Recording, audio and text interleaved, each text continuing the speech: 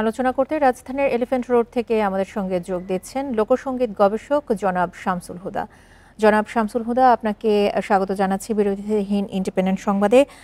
শুরুতেই যে বিষয়টি বলতে চাই যে সঙ্গীতাঙ্গনের একটি উজ্জ্বল নক্ষত্র খসে পড়ল।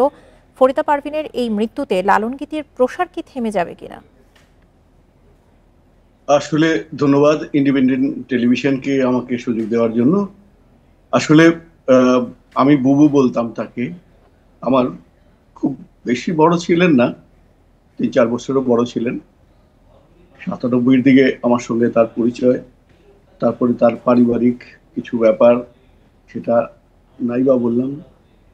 এরপর থেকে চেষ্টা করেছি বুবুর কাছে, বুবুর পায়ের কাছে থাকতে। উনিও আমাকে মুর্শিদ বলতেন, আমি ওনাকে মুর্শিদ বলতাম। মুর্শিদদের আমরা সাধন তত্ত্বের জায়গা থেকে জয়গুরু বলে আমরা সবাই সম্বোধন করতাম। তো থেমে যাবে না, কারণ উনি যেটা রেখে গেছেন থেমে যাবে না। আমি একটি স্মৃতি বললি, এটা আপনারা হয়তো জানেন যে ভারতের বিখ্যাত কলামিস্ট কুলদীপ নায়ার, ওনার নাম সবাই আমরা জানি। আমাকে বুবু পাঠিয়েছিল বুবুর কিছু সিডি। সেই সময় আমি কলকাতাতে, আমার পড়ালেখায় ইন্ডিয়াতে সব পরিচিত আছে, তো আমি গিয়েছিলাম সিডি গুলো ওনার কাছে পৌঁছে দেওয়ার জন্য। উনি সিডি গুলো হাতে নিয়ে অবাক হয়ে যাবেন যে শ্রদ্ধা কাকে বলে। সিডি গুলো হাতে নিয়ে ওই কপালে ছোঁয়ালেন, সিডি গুলো কপালে ছোঁয়ালেন। এটাই ফরিদা পারভিন, তার যে বিশ্ব জোড়া যে খ্যাতি ছিল, এটা ভাবা যায় না, ভাবা যায় না।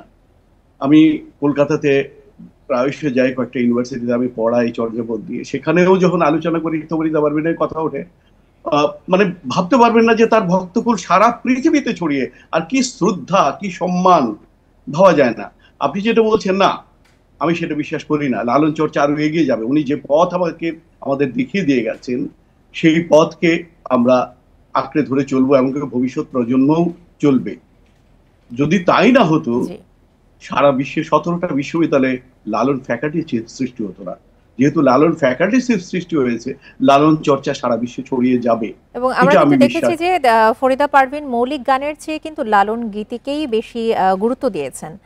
সেটি আসলে কেন? না, আসলে অবাক হয়ে যাবেন আপনারা। বুবু কিন্তু লালন গীতি গাইতে চাননি। আমি বুবু বলতাম তো, গাইতে চাননি। উনি নজরুলের শিল্পী ছিলেন, ওনাকে জোর করেই লালন গীতি গাওয়ানো হয়েছে। এরপরে যখন সবাই গ্রহণ করলো, তারপর থেকে উনি লালনের সঙ্গে জড়িয়ে গেলেন একেবারে আধ্যাত্মবাদে। আমিও নিজে পারিবারিকভাবে আধ্যাত্ম সাধনার সঙ্গে জড়িত, আমাদের বাড়িতে মাজার আছে।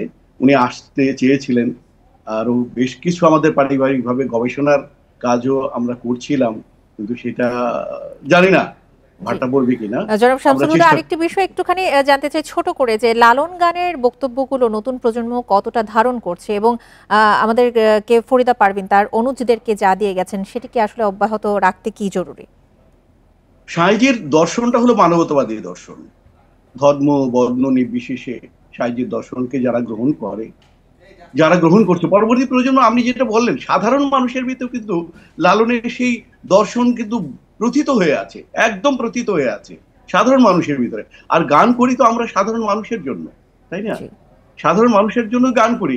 আর সাইজের গান, এটা ভাবা যায় না। সাইজের গান সবাই শুনতে চায়। অন্য কোনো গান যদিও শুনতে চান না, কিন্তু সাইজের গান সবাই শুনতে চায়।